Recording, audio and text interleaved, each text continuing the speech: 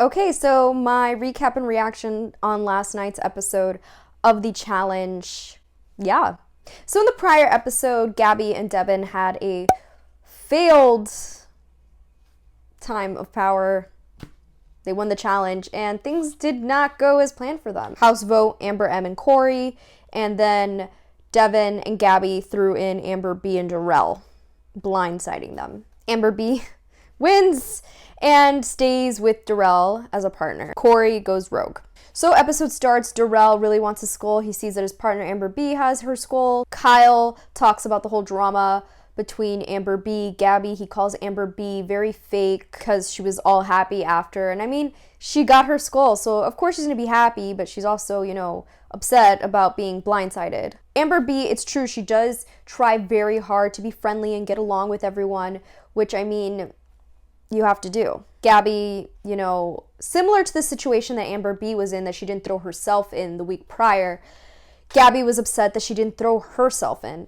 She was regretting not going in against Amber M and therefore not getting her skull. It's obvious Josh has a major crush on Nany. It seems like he gets a major crush on anyone he's really teamed up with. Similar to Darrell, CT really wants his skull and he feels that he's being blocked from getting it. Yeah, he's upset about that. We see a little training session between him and Big T. I don't know what exactly they were doing. I didn't fully understand it, but I'm completely over the whole drama between Amber B and Gabby. It's annoying, stupid, it happened, Amber B went in and she got her skull, so ultimately it turned out to be a good thing. It's not like she lost and went home. I'm just over all the talk about that. Like, let's move on and compete. In this episode, we see Lolo very frustrated.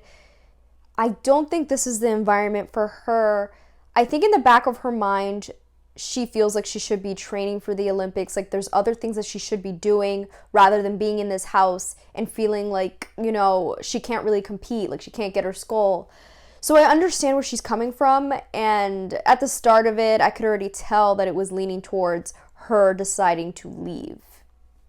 I think it's been building up to this for a bit. We've seen her very frustrated, upset about not winning the daily challenges and not being able to go into elimination. And I mean, let's face it, nobody wants to go against her in eliminations, and nobody really wants to see her in a final either. So I actually really liked the challenge this week, as everyone competing did. It was mission airlift, the whole helicopter thing with the rope. They have to jump off the boat, get on the rope, and then drop into the water, swim to a platform, and ring in. It gave me major Fear Factor vibes, like Fear Factor back in the day vibes, and it just looked like a lot of fun. I know it would be difficult, but it looked like a lot of fun, like you were doing stunts for a movie. It seemed like the general consensus was that they were all super excited about doing it, and when they got it done, they were like, oh my god, that was awesome. Casey and Leroy go first, which I think is a disadvantage to go first, because you kind of miss how other people would do it. I think you learn along the way.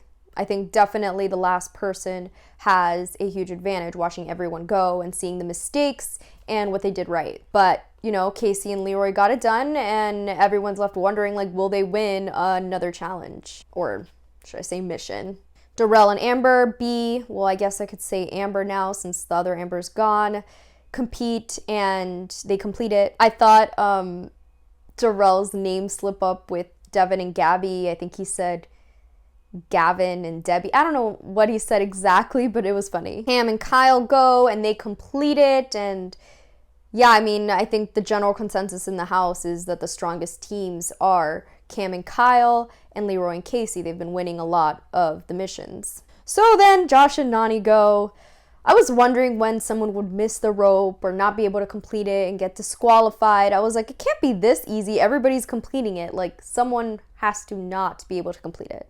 Well, Josh misses his rope and tries to get on Nany's. I guess he thought they could both somehow get on it, but it ends up messing up Nany, and Nany falls.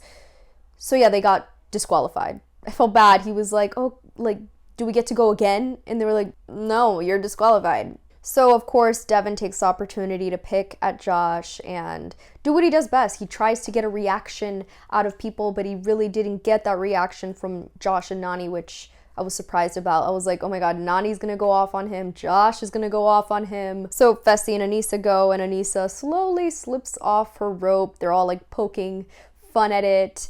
And then there's Big T like, it must be really slippery. Like, how am I gonna do it? Lolo and Nam go, and they complete it, but Nam still looks like he's in a lot of pain from the injury from last week's mission. And something happened to Lolo. She lost her shoe, which we find out after, but she looked like she was in pain, like she got hurt. I couldn't figure out what was wrong with her. She was swimming and she looked very agitated. But what had happened was that she lost her shoe, so that slowed them down. Seems like they dropped earlier than the other people, so it was very doubtful that they would have the best time. So, classic example of karma.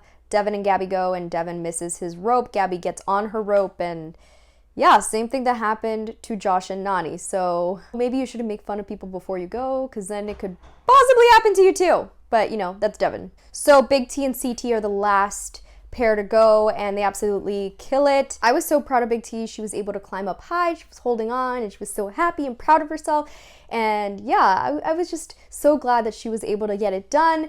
And then when it came down to swimming, she even beat CT to the platform. So good for her. She attributes her rope climbing skills to the pole dancing lessons, which, I mean, yeah, that does make you really strong, so good for her. TJ usually says the top 3 teams, but this time he was like, there was one group that just blew everyone out of the water, and that was CT and Big T.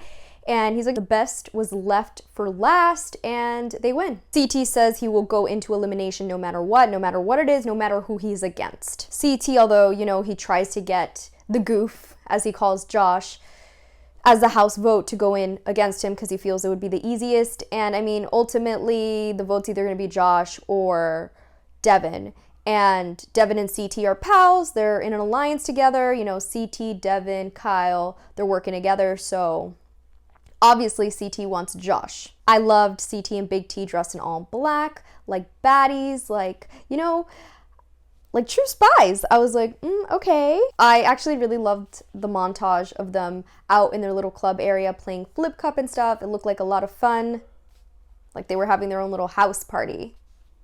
Which, I mean, ultimately that's what it is. Devin sucked up his pride and is nice to Amber B, tries to get on her good side, apologizes for everything that happened.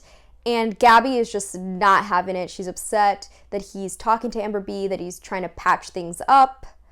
I mean, Devin doesn't want to go in, so you got to do what you got to do. I don't think the efforts will ultimately work out for him, considering Amber B is working with Big Brother. Like, why would Amber B vote in Josh?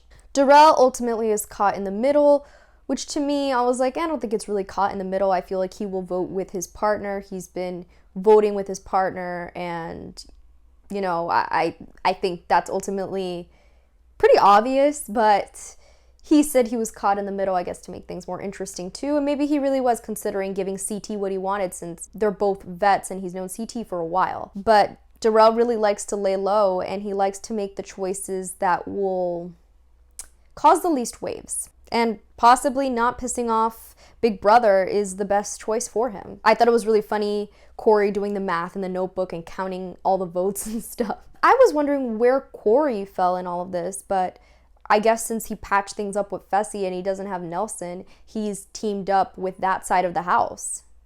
I mean, I don't really see him talking to Devin, Kyle, and CT, so when it came down to making the house vote, Devin pleads his case, and it's a solid case. He really tries it, but I think at that point, everybody really had their mind set up. Big Brother has the numbers, and it's not like they would go against Josh. He plays the layup card, but I mean, the same argument can be made for Josh as well. I thought it was interesting that Lolo went against Big Brother. She voted the way that she wanted. She felt like Big Brother didn't have her back, in which, I mean, yeah, she's low on the totem pole for Big Brother. They're all a lot closer than they are with her. I was actually really nervous for the results. I was like, oh my God, like what's gonna happen? Even though I guess I already knew.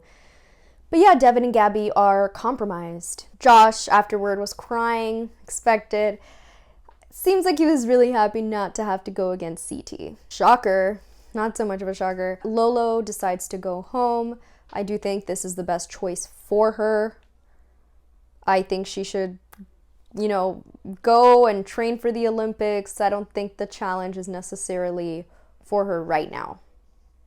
I'm sure there's a lot of stress going on in her head about training for the upcoming Olympics. Nam's like, bye. He's like, I love you, like in a general love like way. He's like, I don't mean like I love you like I'm like, oh.